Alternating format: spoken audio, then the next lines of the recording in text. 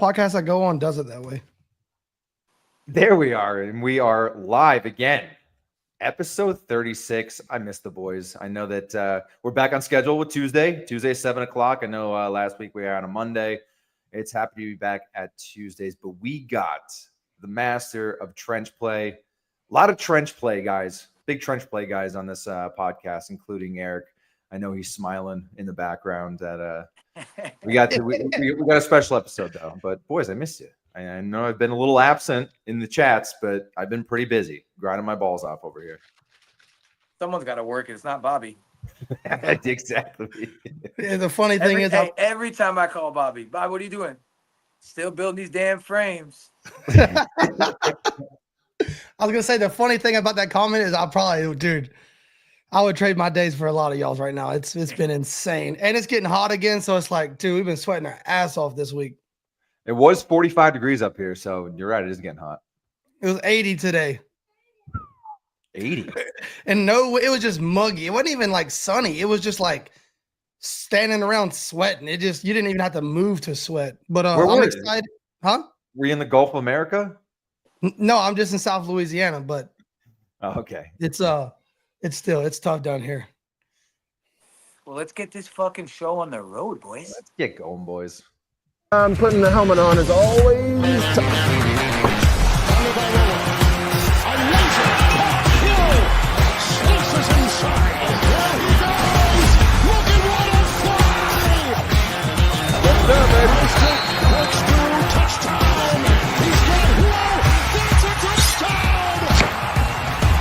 The opportunity is right now. Terrific defensive play. Intercepted. Off the back. Two on the move. Going deep. Speed race. He's got Hill. He's got Hill. The Dolphins have recaptured the lead. Better times in the video for sure. Welcome back to the dive bar. We got another face up here. Javon Sensei Gopie. He's the founder of the Sack House. He's an NFL consultant. He's considered football's most renowned expert in the art of the pass rush. He trains guys like Jaelan Phillips, Bradley Chubb, Jared Verse, Braden Fiske, Nik Bonitto, and many more. Welcome to the dive bar, Javon. How are you? Fellas, it's a pleasure, man. It's a pleasure. I'm doing well. I don't know. Let me start off by saying this. This may be equivalent as me sitting here on ESPN, CNN, or First Take. So let's just start with that, fellas. Hey, I appreciate you, man. That's real nice of you to say. Well, you know what's so crazy? So I met Javon through Nik over at Perform, right? So I've always heard about Javon, and I've always heard he's a pretty big dude, right? So back when I was working out with Nik, like lunchtime workouts, right? He's like, yo, I got Sack Sensei coming to work out with us today. And I'm like, Sack Sensei? I'm like, all right, that's cool, I guess. Dude rolls up, hops out the Uber. We're already about 2 sets in. If you don't know, he's always late. and another fun fact, actually, Javon will attest to this. He's legally blind, by the way, which is the most impressive thing about him. Like, unbelievable. And actually, Nik told me the story, like, the first time he met you, and you were on your phone, and people don't realize, like, you got a text with the phone, like, to your eye, bro. And Nik comes up to me, he's like, what are you watching, bro? I want to see what are you looking at. He's like, no, bro, I'm texting, bro. That's hilarious. I'm actually blind. Like, that's hilarious. But it was crazy, man. But anyways, he pulls up to the gym. We're about 2 sets in, and it was a heavy chest day, right? So he doesn't need a warm up, by the way. This dude warms up with 315, just so we're clear. I'm not even being funny. It's nuts. So I think I actually had, what was it, like 275 or 315 on, and I was trying to go for like 3 to 5 or something like that, right? Yep. He looks at me. He goes, you want a military spot? And I'm like, in the back of my head, I've never heard of that in my life, bro. Like, ever. I'm like, fuck yeah, I want a military spot. Dude lays me on the bench, and he's, like I said, he's a massive human. Pause. Dude slaps me double-handed on my chest. And I'm fucking, whoa! And he just lifts the bar and just tells me, go. Bro, to this day, that was one of my most epic gym moments of my life, bro. Like, that's how I met you. military spot. It gets no better than that. That's a staple in the weight room, man. So I just want to continue to carry that tradition on, man. But nah, man, those are great times getting in there and perform with Nik and those guys, man. So you guys are always brothers, man, always. Yeah, man, we appreciate you coming on today for sure, man. I guess an easy starting point. Fresh off the Senior Bowl, you had some guys out there and had some good weeks for your guys. Talk about kind of how the Senior Bowl went and how your guys did, and like what stood out and what that experience was like. Man, it was a phenomenal week in Mobile, man. I'm super excited to work alongside those guys. Like I think I get a very unique perspective. Not only am I an NFL consultant, so I'm leading the initiatives on how we evaluate guys in the combine and throughout these different platforms like the Senior Bowl, but then also I'm training them as well. So my group has always gotten a very unique perspective of how to go about this draft process. So it was amazing, man. I got a chance to see some guys I've never met in person, work with a handful of guys that are really the next generation of the NFL, man, like Cam Jackson and Walter Nolan and Josh Farmer. And, it's a great group of guys, and especially on the interior. Like, I think over the past couple of years, especially last year's draft, I don't know how deep it was in respect to the interior, but this is a very deep class of interior defensive linemen. And it was super cool, man, getting out there with those guys and seeing them hunt. It's a great opportunity for them to kind of showcase themselves one last time before the NFL draft. So it's always great. It's always great. It was a good time. So actually, I have a question regarding that. A couple of your guys, you have Mike Green, who kind of went viral there. Like, that was an insane clip, bro. Like, YouTube won't let us play the clip because they'll void this whole video. But everybody's seen that clip, bro. I just want to kind of go into the mind of a kid like Mike Green. He's a little undersized. Kind of give us a perspective on the undersized edge. Considering we have a guy like Chop Robinson who came on, latter part of this year. Just kind of give the people a perspective on, those who doubt those undersized edges.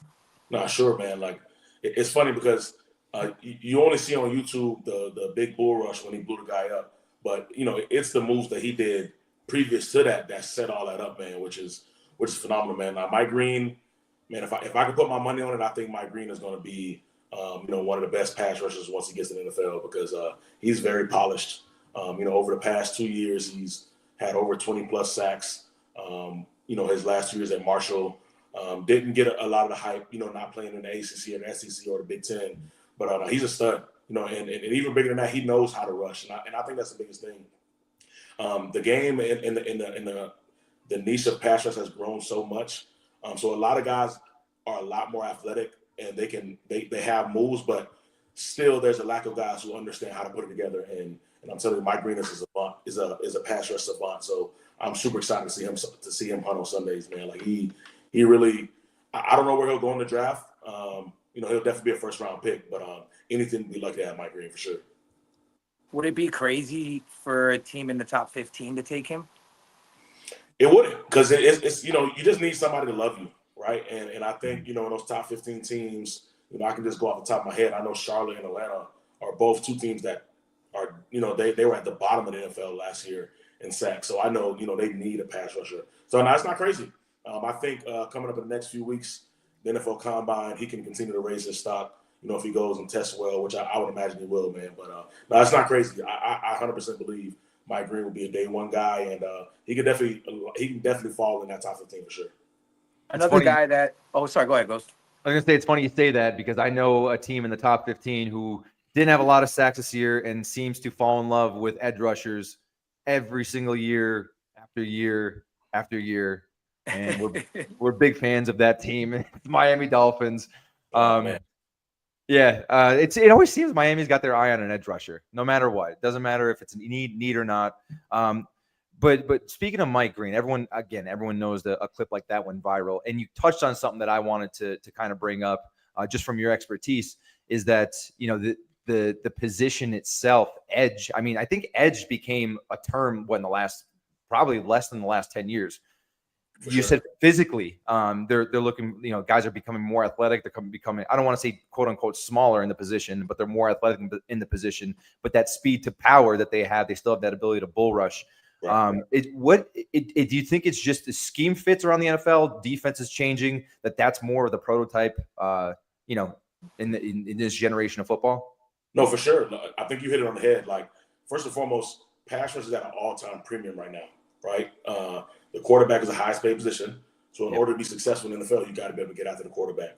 Because I love to think of it like this. Defensive ends and defensive linemen in general have an opportunity to affect the game in 3 different ways, right? They get a chance to affect the quarterback. They get a chance to affect the offensive lineman. Then they also get a chance to affect the receivers because the quarterback throws the ball. So, it's a primary position today in today's NFL. And again, you got to have one to be successful. And to go back to the Dolphins, I don't think you can ever have enough pass rushers. I think I'm very interested to see how the Super Bowl goes. But I remember Tampa Bay versus Patrick Mahomes, the one they lost. And, a quote, one of my college friends used to always say, like, a great pass rush can make any quarterback look average. Shout out Jesse Dub, man. Jesse Dub. But yeah, man, I think you can never have enough pass rushers.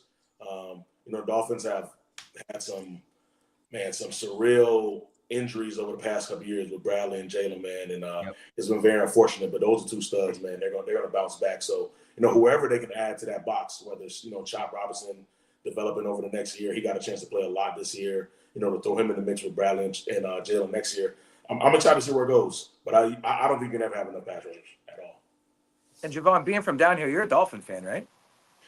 Man, I'm a Dolphins fan. That's the home team, right? And you see what I'm saying? Like, living here in South Florida, it's tough. It's tough. You see what I'm saying? Like, they haven't been successful at minimum since I've been alive. We know. We go back to what our Ricky Williams, Ronnie Brown days. We had a little success then, and we had a little success early Tannehill days. But other than that, man, it's tough. But man, I've been so fortunate to work with so many guys through the league. Now working for the NFL. I can't say I have a favorite team. I just love to see great football. Like, that's where it starts for me. But I mean, I'm low key I like the Ravens. They underwhelmed this year. But I'm a Ravens fan. I like Lamar Jackson, being a South Florida guy, and Zay Flowers being a South Florida guy, and seeing those guys in the offseason is always cool, man. So I root for them. And also my mentor, Chuck Smith, he's the outside linebacker coach for the Baltimore Ravens. So I'm a Ravens fan. I will say that. I can say that. I can live with that. You just said your mentor, Chuck Smith, is an outside linebacker coach for the Ravens. One thing the Ravens do better than anybody is grab people off the street that you think has died, Kyle Van Noy, Clowney, and they just come back to life. I don't know if it's a system, being surrounded by other dogs, but like, what is it? And like, it might be him, but dude, they bring people to life when they put them in that spot. No, so look, I'm gonna be the first one to sit here and say I did not invent the system. I inherited it, right? But nah, Chuck Smith, man, he has innovated how we teach pass rush, and it's no question why the Ravens have had so much success over the past 2 years with him being there, man. They've led the league. They were number 1 in the league in sacks last year. They were number 2 this year.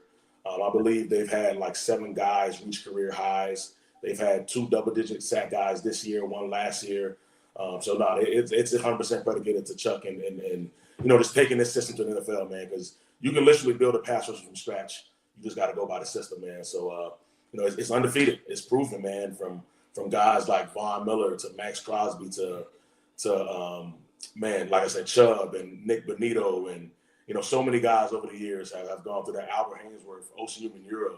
So many guys over the years have gone through that system, man, and they've had success. So it's undefeated, man. So our goal is, we just want to continue to elevate this game of pass rush. And me specifically, every year, we accounted for 105 sacks this year. We had 3 Pro Bowlers. And my goal is I just want to see that number grow year to year. Like every year I want to see it grow higher and higher. So that's the goal always.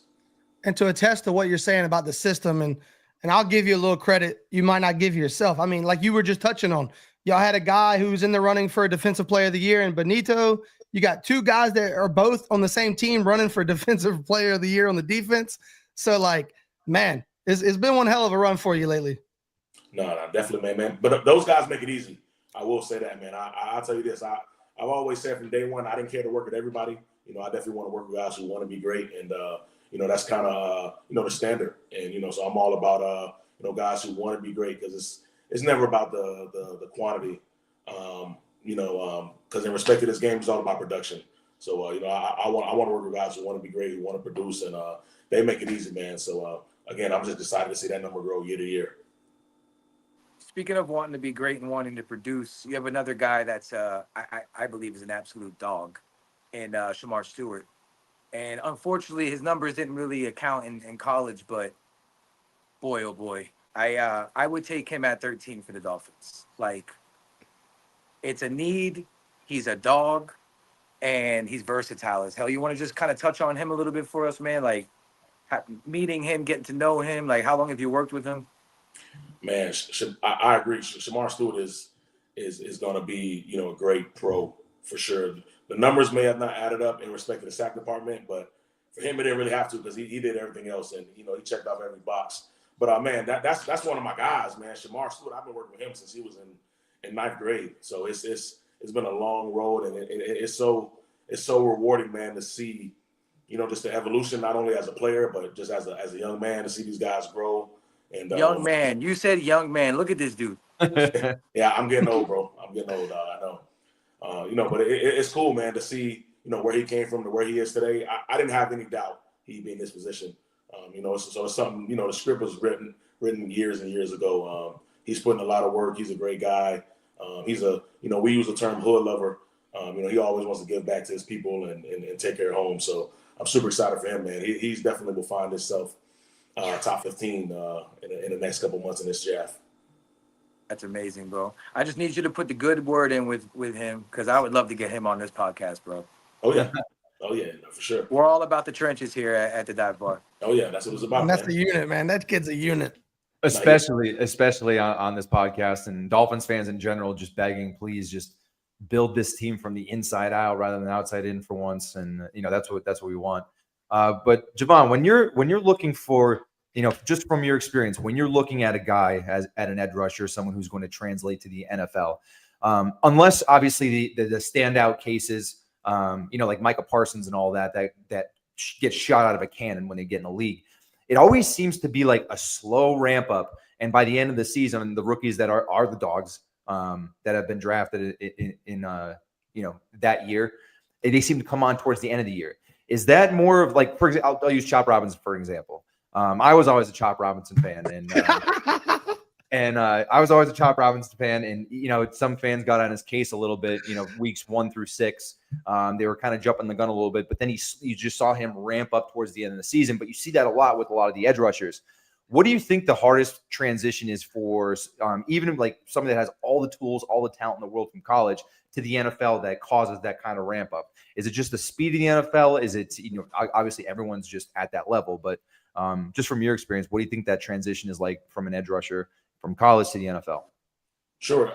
I think people really underestimate like just what it is to be a pro. You know, like it's a huge, college football has changed drastically now, you know, where we are today in 2025, but, you know, the kids are making money, but like, it's a huge transition just being a pro, you know, waking up in the morning, creating a routine. And, you know, I think, you know, I always talk to my guys when they're young and try to empower them to understand once you get to the pros, you got to find a vet, you know, somebody that'll take you under their wing and kind of teach you, you know, just the ins and outs of day to day and how to, you know, manage yourself, whether that's physically, you know, emotionally and, you know, things like that. So I think we really underestimate what comes along with being a pro, you know, family and people always wanting and needing something from you now at this point. So I think that is always a huge adjustment, but the speed of the game too, that plays a part as well. Like, you know, because in college you play some of these guys for 3-4 years and you kind of get a beat on them, and depending on the conference that you're in, the level of play may change a little bit, but I think definitely the speed of the game does change a little bit. And I mean, shit, it's the NFL. You know, these guys are the best of the best. So it takes a little adjustment to kind of get some tendencies and understand what guys are doing and how they're trying to block you in the scheme. Because, you know, college is it's a different game from the NFL for sure. NFL is a little more traditional. So it's adjustment in a handful of ways. But I think just being a pro is always, you know, something that's important that guys should really understand going into it. And I like to tell guys, like, you want to be a pro long before you got there. So just really being intentional about how you go day to day with your body, and then just recovering and take care of yourself. But yeah, it's always an adjustment for sure. And then you can never forget the ladies, like the women, like that's always a big part that changes. So, yeah. I have a follow-up. I have a follow-up to that, actually, not the women part, but we see a lot of breakdowns for quarterbacks online. We see a lot of breakdowns for like a wide receiver doing his release. We see a lot of breakdowns, even at the guard and tackle position, center position, offensive line. But you don't see a ton of there isn't a ton of analysis, like breakdowns of an edge player that you see all over the internet. Obviously, you have your niche guys that are going to break down that kind of film. Say I'm lining up at edge 3rd and long, right? Okay. What am I looking for? Like, walk me through a 3rd and long at an edge position. And I know that that's like an open-ended question with a ton of different variables, but what am I looking for? Say I'm Jaelan Phillips, I'm Bradley Chubb lining up 3rd and long. What am I looking for? What am I trying to, what are my keys? What am I watching this tackle do? Walk us through that, because I feel like there's not a ton of that on the internet right now. Right. So first off, man, that starts prior to the week before. And that's a great question, just talking about 3rd and long, because, that's something we study all the time. What formations, what plays, what kind of quarterback drops, how's the tackle setting on you on 3rd down. Because 3rd and 8, that's where legends are made, man. So that's always a big down. So it starts with film the week before, the game even comes along. We want to get as many tendencies from the offensive lineman that we can, right? Whether that's if he's heavy in his stance or if he's light in his stance, or is in a 3-point stance when it's a run play, or a 2-point stance. How is he keying him getting off the ball? Because as a defensive lineman, what I'm looking for is I want to be able to understand the spacing and the timing before I have to make my move. Like, that's the biggest thing. And when you understand spacing and the timing, you can go out there and be great. Von Miller, Max Crosby, Joey Bosa, you name them. But that's the name of the game, man. 3rd and 8, you want to understand how is the offensive lineman trying to attack you. Like, are we getting a 5-man slide protection? Like, are they sliding to me? Am I the slide guy? Should I be prepared to make multiple moves? Is a tight end going to chip me? So it's a plethora of things. But again, it starts during the week, watching film. But essentially, the NFL is all about one-on-one matchups. So all the great teams, they know how to get their best guys in a one-on-one matchup on 3rd down.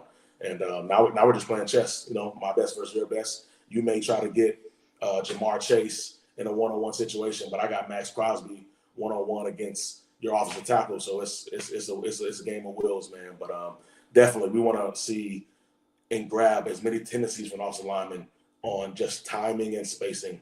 Is he a high hand puncher, low hand puncher? Does he wrap? Does he kick 2 times before he punches? Does he kick 3 times? Does he like a jump set? So it's a lot of different things, man. And all of the greats, they do the fundamental things well. So that's where it starts for sure. Doc in the house. Let's go. That was Doc MIA from Perform. Doc. Yeah, Doc's in the house. John, what's good, baby? Doc's the man. We're gonna get him on one day too. Doc is the man, bro. Oh yeah, no, that's my man. He gets the boys right. Man, I might have just gotten out of high school. And he was working in the sports and at U school. So I've been knowing Doc for years, man. So that's my guy for sure. That's my guy. Hell yeah, bro. All right. So speaking of your pass rush bag, what's like the top 3 pass rush moves you love? Like, because when we were in high school, bro, like I'm a little older than you as well. Like, bro, you had to swim and you had to rip. like that was it, bro. Like nowadays, it's crazy. You got Euro steps, you got spin Euro, 3/4 spin move. Like it's crazy out there. So just from your perspective, like what are like your 3 core pass rush like that you gotta have in your bag? Oh, so okay. I'll say one move that I say you have to have in your bag, and from there I'll kind of be politically correct. Right. So if you ask me, they call it side scissors. It got a few different names. Some people call it side scissors. Some people call it double swipe. I'd say like Max Crosby, the Bosa's, they kind of really patent that move. And I think that's such a great move because one of the most vital keys of pass rush is you have to continue to get vertical. And when you continue to swipe, you can keep swiping until you get free. You don't have to stop your feet. Pass rush is all about ebbs and flows. So when it comes to one specific move that I think you have to have in your bag, no matter what position you play, and you're rushing the quarterback, you got to be able to bring that side scissors, man, because it's a great move. And we reference our hands like a Uzi, right? If we're in a gunfight, you either have a Uzi or a 9. right? I think that's an easy question. I'd rather have a Uzi. So I want to let my hands continue to come back to back to back and just keep letting them fly. So side scissors is a great one. And then from there, okay, you got to have 3 different types of moves. So what your move is based on what you do well, but you got to have one primary move, right? Whatever your primary is, your go-to, you got to have a counter move from there. So when you work that primary move and you starting to see the offensive lineman catch on to those tendencies, now you got to have a counter to that, right? So not only do you need a primary and a counter, lastly, you got to have a change of pace move. So once I've gotten that guy, I've already beat him outside. Okay, now I just work the inside move. Now he's expecting me to go back inside. Now I need something to change the pace and kind of throw off his rhythm, right? So that can kind of be a stutter into a bull rush or a stutter into a spin or even a ghost long arm. Like those are some great change of pace moves. So you gotta have one of the 3 for sure. You gotta have a counter, a primary, and a change of pace move to be successful in the NFL for sure. I'm ready to go out in the field with you right now. Hey, let's do it. Let's do it. Hey, Get my look, dips going. You know what I'm saying? I guarantee you, I can get you a sack. Yeah, that's crazy. I can get you a sack. I guarantee it. New vlog video. Sensei takes Joe Robbie for a sack. Joe Robbie versus Liam Eichenberg, maybe. Here's a very interesting stat, right? So there's roughly about 60 offensive plays in the NFL game, right? On a good day, let's say it's a balanced game, you say you get about maybe 30 and 20, 30, 30, right?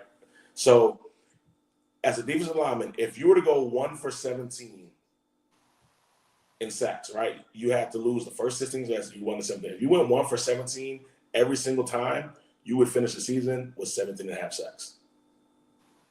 Yeah. So what's interesting about that is you have to be mentally tough enough to lose the first 16 and continue to let your rush mature to win on that last rep, because sacks come in bunches, man. Like all of the greats have done it, whether it's Aaron Donald to Von Miller. They'll go the whole game without getting a sack. And bomb out of nowhere, 3rd quarter, they got 2 back-to-back sacks. They've been setting that up all game. So sacks come in bunches, man. So, if you were to go 1 out of 17, you would finish the season with 17 and a half sacks. Just because it applies to us. One person who's notorious for that, I feel like, is Jaelan Phillips. Yep. Jaelan Phillips has so many closing game sacks after like not having an impactful play, maybe 3.5 quarters. It's just like that just goes to prove what you're saying. He always seems to come through when we need it most. Man, and JP was rolling before he got hurt, bro. He was, he had put in so much work that offseason, him and Bradley, man. And I projected both of them being double-digit sack guys. I think Bradley, before he got hurt that year, he had 12 sacks, and I think Jaelan might have had 8 or 9. Yeah. But they both were definitely going to be, have a double-digit sack season, man. But I believe in those guys. Despite what they've gone through, I believe they can run that back and do that again for sure. Yeah, have you been in contact with them? Yeah. I definitely check on those guys all the time, man. When it's time to hunt again, we'll hunt. But right now, I definitely know they're just trying to, get as close to 100% as they can before the season gets ready to start again. You got any insight for us on Bradley Chubb's just injury progress from the season? I think we did open up the window for him, but we ended up shutting him down towards the end of the season. Give us any insight onto what he's looking like right now, the reasons for that, or where he was at in that part of the season? I believe it's just a precautionary thing. I mean, I think towards the end of the season, the Dolphins kind of saw it probably were no playoff hopes. And I think it's more precautionary than anything. I believe he'll be 100% ready to roll when the season gets back up.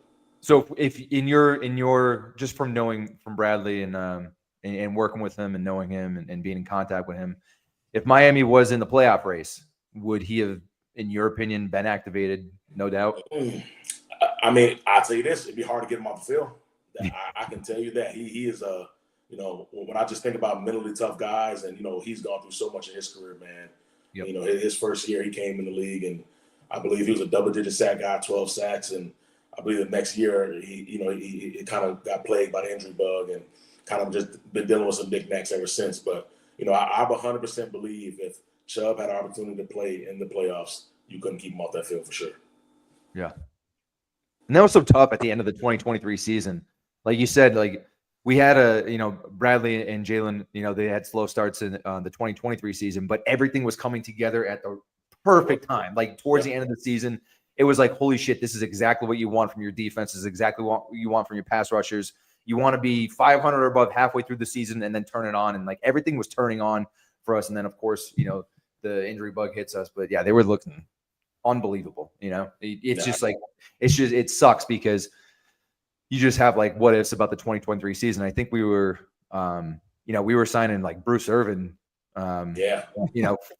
Bruce Irvin played probably while I was in college. He was with the Seahawks, and it's tough seeing that, but hopefully they're going to come back, 100%, 110%, and be big pieces this year because defense needs it. We saw a need at edge this year. Oh yeah. Have you ever contacted Chop at all? Chop, man. Let's get in the lab, man. Let's get in the lab, baby. Contact with his team, man. So I would love to work with him. I'm pretty sure we will at some point. I got a great relationship with these guys with the Dolphins, and year after year, I've always worked with a handful of those guys. So I'm sure at some point we will. But like I said, he had a stellar rookie season, man. He really turned it on. So I'm super excited to see Chop continue to develop over the years, and he's definitely next generation for sure. Bro, imagine adding a couple more to the bag, bro. Oh yeah. That's the only thing I think he's really lacking is just adding to that bag. I think he's got the athleticism. He's a freak, but I just feel like so many times, like he tried to beat a guy with speed. Somebody mentioned it earlier in the chat, and he didn't have a second move. He just kind of like slide and fall and kind of reach for the ankle of the quarterback. He didn't really have a finishing move. I was going to ask you, what do you think is lacking in his bag to make him even better? Because I mean, he did have a great season. Let's not sell it short. But just in your professional opinion, like what else could he add to his bag that would like really bring him to the next level? I think he'll get back to doing, and the person we saw in college. I can't say that there's any specific thing that he needs to add. I think it's just being more comfortable, and it does take some time. Like to come out as a rookie and to dominate is that's a lot. That's asked for a lot. So the guys who have done it are anomalies, and the guys we continue to see do it are anomalies, man. But I think it's just for him just being more comfortable. Getting more comfortable in the scheme. It may be a little different than he played in college and the position. So the NFL puts a lot on you, man. You got to know a lot, like the plays, and it's a lot. So I think just getting more comfortable. I believe the best football, we haven't seen the best of Chop Robinson for sure. Like his best football is ahead of him for sure. So I'm excited for that. Sorry, my dog wanted to come outside. My wife was like, "He's got to go out." Javon, I wanted to ask you a question. A big part of your resume is NFL pass rush consultant. Right. Could you walk me through a day as an NFL pass rush consultant? Man, it's probably one of the greatest jobs in the world. I'm not gonna lie to you, fellas. Like I get to get up. What they say, I get fluid out. You see what I'm saying? I'm on a plane. Sitting first class, man. It's always that never gets old. I'll tell you this, it never gets old. So right now, what my role kind of looks like is, so like this month of February is probably the most hectic for me because I had to attend the Senior Bowl. That was last week. We got the HBCU Combine coming up next weekend on the 15th. Then the following week, or 2 weeks after that, we got NFL Combine in Indy. Then 2 more weeks after that, we got Big 12 Pro Day. So it's always fun. It can be a lot of travel, but I love, I'm passionate about being a teacher, and every space that I get an opportunity to be in, I just want to continue to teach people and see this game grow. So whether that's NFL coaches or the athletes in the NFL or the aspiring athletes, it's always fun. But coming up in the next week, we're going into the HBCU Combine, so that'll be cool. I'll fly to New Orleans. Hey, look at the boy working right there. Yeah, look at the boy working right there. Oh yeah, good food, man. New Orleans has great food. I don't know if you guys ever had what do you call it? Boudin balls. Pause. But, hey, it's good, bro. It's like rice balls with like cheese in it. It's fire, man. It's so funny to hear you talk because I live here, and today I was eating boudin this morning. But yeah, boudin balls is like they put like pepper jack cheese and boudin, and they deep fry it into a ball, and yeah, it's fire. Yeah, that's go to Speaking of HBCU Combine, we're playing the clip here where you was running everybody through the drills. I know another person who's big with the HBCU scene, Teron Armstead. Yeah, right. Yeah, sure. What kind of interactions have you had with him, and what do you think about his game? So I personally haven't met him up to this point, but I think he's a hell. He's a guy. I think that's not even a question, man. And Yeah. you know, I think I love this initiative that NFL started 4 years ago, giving these HBCU guys the opportunity to just showcase themselves. Because you know, when we think back to, man, Jerry Rice and those guys, like that's, you know, there's a lot of talent in those leagues, but they just don't get enough coverage. So, you know, I love this initiative that they put together to, you know, to just bring more visibility to these guys.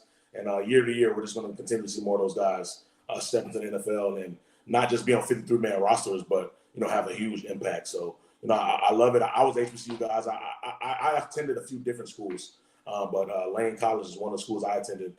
So, you know, it's kind of dear to my heart to, you know, to kind of come back and give back to these guys and really, you know, just give them a platform, because I'm also on a committee for the HBCU Combine. So selecting guys who are on there is pretty cool. So, you know, I've watched a lot of film on these guys over the past couple of months. So I'm excited to see them in person and kind of put them through some drills. And again, this is going to be the biggest job interview for them. So, you know, I love just being a part of that journey.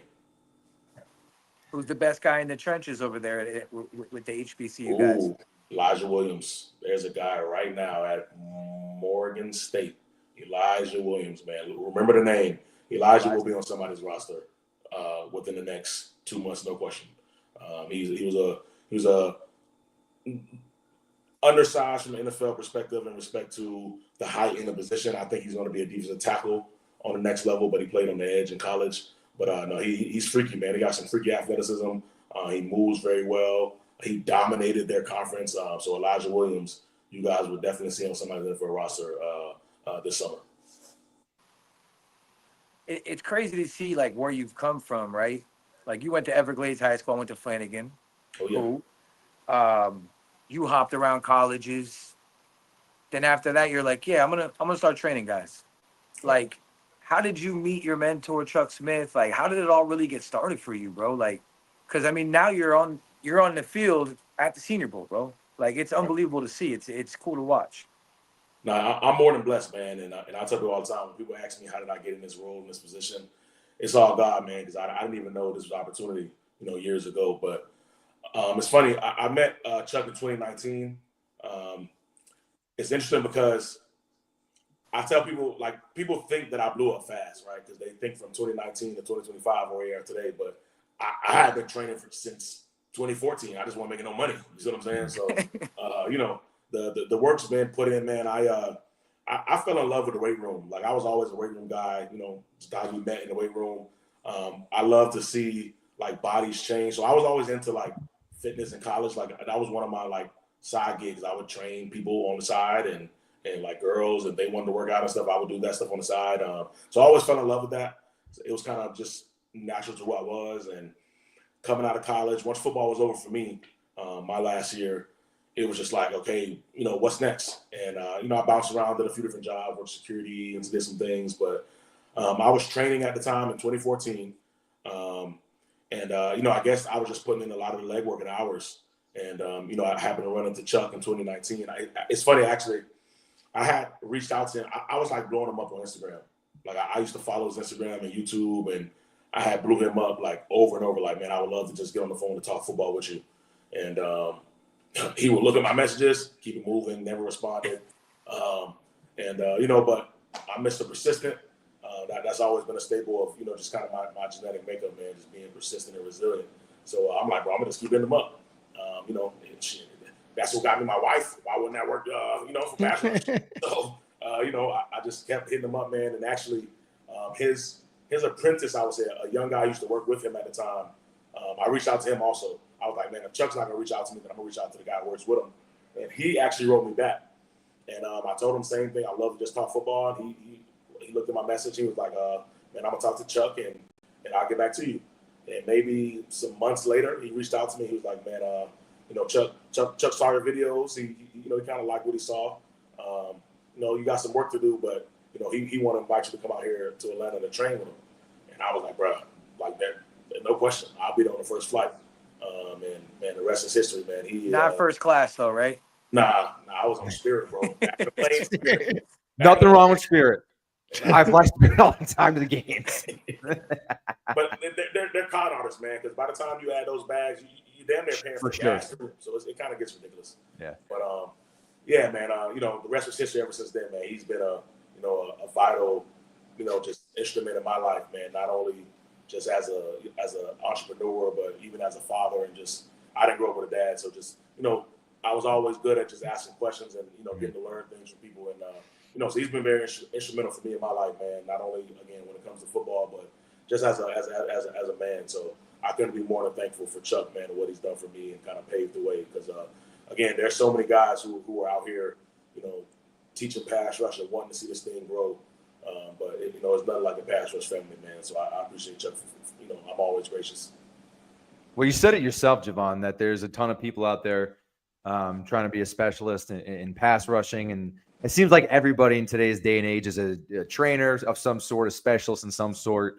You obviously have a pretty good roster. So what separates you from everybody else from doing what you do? Oh, man, you're gonna piss some people off asking that question. What separates me? When it's all said and done, I want to be known as one of the guys who elevated and just continue to innovate this game. So for me, like I'm still passionate. Like I just got into this. Like every day, like I approach this game the way that I did as a football player. Like I was, I'm a very humble guy, man. I can care less to talk about football when I played, but anybody who grew up and played when I played and grew up in my era, like I dominated my opponents from high school and college, and I had some unfortunate situations that happened in my last year of college, and I'm not even mad about it. But I approached the game then the same way I do now as an entrepreneur, man. I want to be the greatest when it's all said and done. There's always work to be done. I'm always tirelessly working, and then just having some great people around, man. Like I said, Chuck is a big part of this, and Dez. Dez is a guy who used to work with Chuck, but he's built his own brand now, and he is. Me and him talk all the time. I think he's one of the best, in this industry as well, man. So just being surrounded by some great people and just continue to be passionate, man. And again, I know I did something, when my peers, respect me the way that I respect them, man. So that's what means the most to me. Yeah, that was a great answer, bro. That was a good answer. Yeah, hopefully I didn't piss too many people off with that one. No. So all right, you got a pretty good roster of pre-draft guys. Okay. So first off, if you had to choose one guy right now to label as a future All-Pro, who would you put your money on? A future All-Pro. He's got the highest ceiling. That's a good one. A future All-Pro in this class.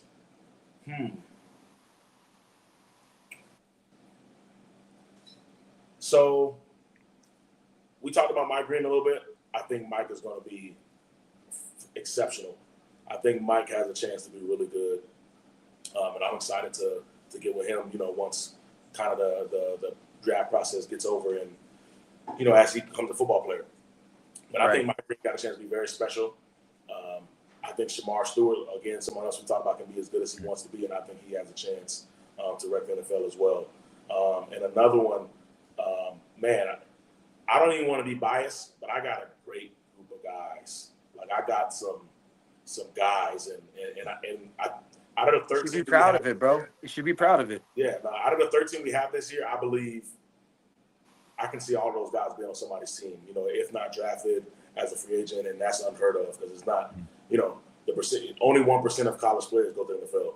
So to say that we can get this whole group in there, it's gonna be it's gonna be some great work, man. But man, Cam Jackson, CJ West, man, Cam Horsley is in this class. Job Joyner, man, it's a deep class. I don't want to forget nobody. Zeke Biggers played at Georgia Tech this year.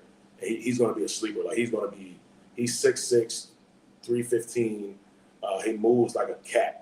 Like I haven't seen too many guys that size move the way he does. So Zeke Biggers. Yeah. I was gonna say, I think you answered my follow-up because my follow-up was gonna be who's somebody that maybe the average NFL fan doesn't have on their radar, But you think it's Zeke?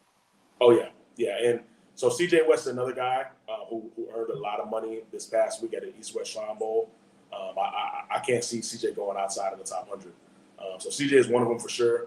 But I think he's earned a name, especially he had a great year at Indiana. Indiana had a phenomenal year, but no, Zeke Biggers, man, is going to really shock some people. But it's Zeke Biggers, Sebastian Valdez is another one, Elijah Ponder is another one. I can go on and on. Nate Matlock's another one. Like those some guys who average college NFL fans may not know about, but they're going to be some great pros for sure. Somebody I'd like to throw their name in the hat and show them a little love. He was actually voted as the best edge rusher of the week by the offensive lineman at the senior week. So Barron Sorrell. Oh yeah, Barron, hey, from Texas. Barron, he's going to be a phenomenal pro. I got a chance to work with Barron during the season this year. I went out to Texas and man, I've been in a lot of college stadiums. I haven't seen too many like Texas, bro. Like it is 100,000. Like it was dope, man. Getting a chance to go there and kind of build a relationship with those guys and get to those facilities. But now Barron Sorrell is going to be a phenomenal pro. Like he's another one. Again, there's so many, man, that may not be a big name to the average fan, but Barron, he's been working with a guy by the name of Brandon Tucker for some time now, and Brandon has done a great job with him, and I was so happy to get a chance to work with him this year, man. But he's going to be a stud. Barron Sorrell is going to be a day one NFL starter for sure. Where's he projected to draft at? I'm not sure, but I know that it's definitely raised after the Senior Bowl. Yeah, for sure. He had a hell of a week. Oh yeah. Javon, how important is the Senior Bowl to these players?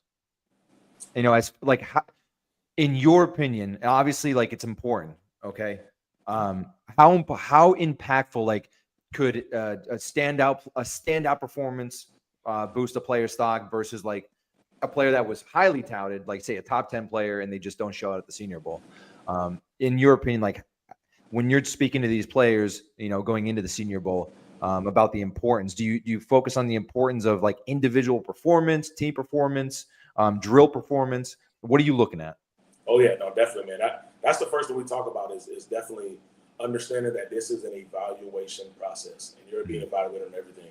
So no, it is definitely very important to be intentional about every step of the way, like because the coaches who are coaching these games are NFL coaches. So, this could be someone you very much so well play for within the next 2-3 months. So it's very important. And I love it, man, because these coaches get a chance to work with these guys, before they get there and really get an understanding of who they're scouting and recruiting. But I'll tell you this, Senior Bowl, all of the coaches were there, always. All the coaches show up. But no, I don't think I've ever seen anybody like Mike Tomlin at the same. Like, bro, the coaches stand on the sideline, Mike Tomlin's in the huddle. He wants to get to know how these guys talk. He wants to hear the shit talk, and he wants to, see how they're feeling when they're hurt. Like Mike Tomlin, man, I know that plays a part of what made him so great over the years. But, he's in the huddle with those guys. He's in there talking trash and hyping them up. So, no, but it's big, man. I think for the guys who are on the bubble, it's a really big platform for them because it can really raise their stock. I don't know how much it'll hurt you if you don't play, but I do know that it's an opportunity to continue to elevate yourself in this pre-draft series because you can raise your draft stock. Like I had a guy a couple years ago, one of my main man, Yaya Diaby. Yaya played at Louisville, and Yaya had one sack his junior year, his junior year had one sack, and then his last year he had 9.5 sacks. And so he didn't have a lot of production over a long period of time, but he had a really good senior year. And I had spoke to so many scouts going into that draft, and they were kind of afraid about him because he's a guy who, from an NFL perspective, you can lose a job because if he doesn't pan out, it's somebody we should have taken. And man, I'm telling you, that's one of the hardest working guys I've ever worked with. He attacked every day like it was his last. Not only did he was one of the MVPs of the Senior Bowl. He dominated his one-on-one reps, and then he went to the combine and went crazy. He ran a 4.5 at like 260 pounds, and so you can elevate your stock in the postseason. Like he didn't even have a draft grade before that process started. He ended up going third round in Tampa Bay, and now he's a 3-year starter. So you can definitely leverage that space to elevate your stock if you do it right, and that's one of the reasons why I wanted to put together this pre-draft program. Like the Sack House is an exclusive pre-draft program for only defensive linemen and linebackers, guys who rush the quarterback. And, everything we do is developed by defensive linemen for defensive linemen. So most places that you'll go train for the combine, they'll host all positions, but for us, it's only exclusive to defensive linemen. And that's the insight I wanted to give these guys. Me working with NFL, how they can really leverage this space, man. And I'm excited to see this thing grow year to year. I love it, man. Now, you gave some expectations on the guys from this year, but you had a couple dogs last year in Jared Verse and Braden Fiske. JV, oh yeah. First of all, did you really see both of them just flourishing the way they did this season? It's cliche if I say yeah, but yeah, honestly, like just getting to know I met JV at the combine first. That's the first time Fiske was a part of my pre-draft program last year. So I knew off the rip when I met that guy, he was a guy. Like there was no question. When I met Fiske day one, I knew he was a guy. And he's another one of he's a grinder. Like he came to work every day, day in and day out. Never questioned anything. And again, he made it easy. I didn't change his life. He definitely came to work every day. And when I got a chance to meet Fiske at the combine and then getting a chance to work with him in the offseason, I knew then he was a guy. Like him and Brendan were both cut from the same cloth. They're the Bang Bros from Florida State, and they did some phenomenal things. And the Rams drafted very well, man. I had a chance to speak with a lot of scouts about those guys going into that draft process, and I'm so happy that they took both of them. Because they're going to be like a crazy duo, man, for years to come. But I don't want to, I want to sound cliche, but I knew those guys were going to do exactly what they're doing now, and it's just a testament to them, their families, and kind of what made them great. So I'm super excited for year two for the Bang Bros, man. They're going to do some great stuff. I think both guys had incredible seasons. Like no one can argue that. But I think, dude, one thing I thought was incredible. Jared Verse, he talked all that shit about Philadelphia and then stood on business, dude. He went out there and just fucking wrecked shit. Yeah, he did. Dude, that was incredible. Dude, to me, that was like, all right, he's one of them. Yeah. No, look, I'll tell you this. Fiske and JV, those are not two guys who are talking out the ass. Whatever they say, they're going to stand on that. So you hit that on the head, man. Those are not two guys who are just talking smack. They're here to BTA. They whooping some ass every time they touch the field, man. Belt ass, yeah, but what about the guys who you got to get more out of? Like, how tough is it even at this level? I'm not talking about high school. We're talking about like pre-draft. Have you ever had encounters? You don't have to say names at all. I would never. But of guys who didn't have that dog in them, and how hard is it to work with guys like that? Oh yeah, no, I've cut guys every year.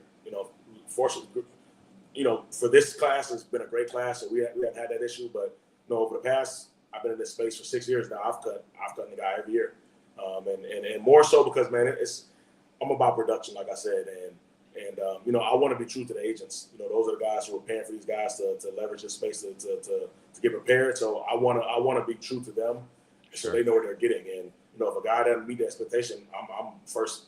I have no problem letting them know, or their agent, to say, hey, I don't think this is a good fit. It's nothing personal, but being out here in South Florida, Miami, it's a lot. It's a lot, and some of these guys get out here and they get caught up in the hype. But I definitely do appreciate the guys who come out year to year and they work and they don't get distracted, because this is the biggest job interview of your life, for these guys. So to come out here and make the most of it is important. So I'm open to snip every year. It's nothing personal, but it's all numbers, man. We actually had a really good question in the chat from Dana. It says, would you rather work with someone talented or somebody dedicated?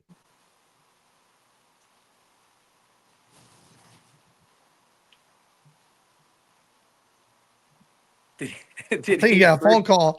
Yeah. I thought he was just Dana really stumped him. I was like, damn, like we really stumped him on this one. I was like, I think we got to answer. I think we got our answer. He's like, man, really got to think about this one. But what a pose there. But yeah, Dana, we appreciate that question. That kind of fit exactly into what Javon was saying. When we get him back here, we'll obviously ask him that question again. There was several good fucking questions in the chat this episode. I just couldn't. They didn't really. He would almost like answer the question as people were talking about it. Yeah. So Javon, we had this question pop up. It says, would you rather work with someone talented or somebody dedicated? And that kind of fit right into with your question. And we think it was a good question just because it fit into exactly what you were saying. So what would you prefer? Would you prefer like the most talented guy, or would you rather prefer somebody who has a high ceiling but they're extremely dedicated? Man, that's a really good question. I would say talent plus you put both of those together, you got a Hall of Famer. So, but I would say I'd rather a guy who's a grinder for sure, because there's plenty of talented, fast, explosive guys in the NFL. Because think about this.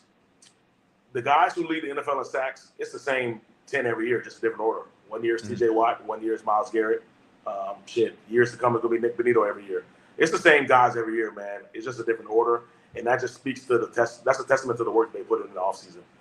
So I'd for sure want a guy who, because think about it, TJ Watt is not half the athlete that Michael Parsons is. It's no shot at Michael Parsons. He's had a little injury bug over the year, and the Cowboys, they'll hurt anybody's career. But no point intended to the Cowboys fans. But no, I definitely want the guy. Like, I love TJ Watt, man. TJ Watt was, he was hurt his last year in college. He was hurt then every year in college. I'm pretty sure he never could have fathomed where he'd be today. But he's a grinder, man. He's cut from a good cloth. Those Watts, some good guys, man. JJ Watt's on my Mount Rushmore for sure. So, I want a grinder. The talent and the skill, because the skill can be taught, but the talent with the speed and the strength, pass rushers come in all shapes and sizes, man. You got Myles Garrett, you got TJ Watt, two totally different body sizes, but they're both dominant. So, I'm taking a guy who's a grinder for sure. Bro, you did it again. I was about to ask you your Mount Rushmore of edge rushers ever, and you already named one, bro. Mount Rushmore. Let's get to it. Yeah, let's get to it, bro. Edge rushers or defensive linemen? Because we got to split it up, to be fair. I think it's two different categories nowadays. You can't do that anymore. I agree. So all-time Mount Rushmore, if I got to pick four, and that's tough too because J.J. Watt can fall in both. He's in my Mount Rushmore both. Because he played both. He played it all. But J.J. Watt's one. Von Miller's one. Ooh, now it gets tough after that. J.J. and Von are two that I think really played a huge part in this NFL. What about a little Dwight Freeney? I love Dwight Freeney, man. He had the patented spin move. Dwight Freeney was great. Is he in my Mount Rushmore? I really enjoyed, and people don't even talk about this guy enough. I really love Jared Allen with the Vikings, with the mullet. He just made it. He just had the whole. He just looked the part. Like he just. Yeah. I was a huge Jared Allen fan, man. So I'm a little biased. But Von, for sure. I got Cam Wake. I love Cam, man. I mean, Cam's a great dude, man. I love Cam Wake. But I think even Cam Wake would say, like, you got to put Bruce Smith in there. Like, he's the all-time leader in sacks. Like, Bruce Smith was Jadeveon Clowney in the 80s. Like, he was a freak in the 80s, man. So I got to put Bruce Smith in there and respect the numbers. So I'm going Bruce Smith, Von Miller. I'm going J.J. Watt. I'm putting him in there as a defensive end. And Jared Allen. I'm going with Jared. That's pretty good about Rushmore there. Yeah, I like it. Damn, Jason Taylor getting no love though, dog. Man, JT's another dog, man. I love watching JT play, man. He, growing up in Miami and getting to know him over the years, as now he's in his coaching career. I love JT. He's one of my favorite. He really is. Like that style club move is, he patented that. But it's tough. That top four is tough. It's tough. Yeah, it's tough. Let's move to the D line though. We got to move to the big boys. Big boys. I'm going Reggie White. Got to put Reggie White in there. He could have been an end also. Like, it's tough because Reggie White he played at a 5 technique, so he played outside. Played both, but Reggie White was one of them. Aaron Donald, that's another one. That's so cliche. J.J. Watt, got to put him back in there because he's that dominant and great. Number 4, it's tough. I loved Vince Wilfork. He was really good. Dude, Warren Sapp. A guy named Warren Sapp, though. What about Warren Sapp? And so that's probably going to be my 4th Warren Sapp. Yeah. Like, that's the reason why I wore the number 99. Warren Sapp, for sure. Joe kept trying to get Dolphins in the edge group, so I'll try once with the defensive tackles. Calais Campbell. Hey, Calais is a Hall of Famer, dog. That's a resume. No, Calais is a dog, man. I can't believe the season he had. That's unbelievable. Yeah. No, he's first ballot Hall of Famer. First ballot. Oh, for sure. 100+ sacks. Laser focused. And I don't know why we can't put him in it, but I mean, Chris Jones is a freak. No, he will be there. He'll be there. Yeah. He's still playing, but no, Chris Jones is first ballot Hall of Famer. He's one of my favorite guys to watch also. Like all of the greatest pass rushers, defensive linemen, they can play inside and out. Like Chris Jones, Another guy that I really enjoyed. Oh man, I'm drawing a blank. John Randall, bro. I love to watch John Randall. I got a chance to meet him last year at the combine. It was dope, man. So John Randall's another one for sure.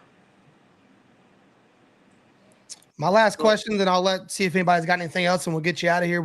I appreciate your time. Obviously, I've been watching you for a while. I respect what you do. Love seeing your stuff on Instagram. But you mentioned earlier talking to some scouts about certain guys in the previous years.